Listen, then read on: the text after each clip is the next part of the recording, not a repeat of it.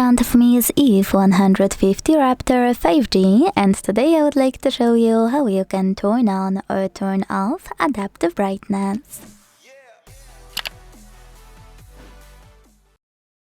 First of all, go into settings and scroll down a tiny bit to tap on display section available here. Now use this switcher next to adaptive brightness to either turn it on or switch it off. If you want to, you can also click on it on the left to manage it from here and read all of those informations. Quick tip, most people miss that you can also go into tap menu by swiping down from the top right corner of your screen twice.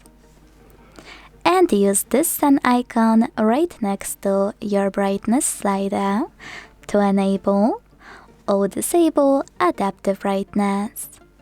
Thanks so much for watching. If you enjoyed this video, leave a like, comment and subscribe. Bye!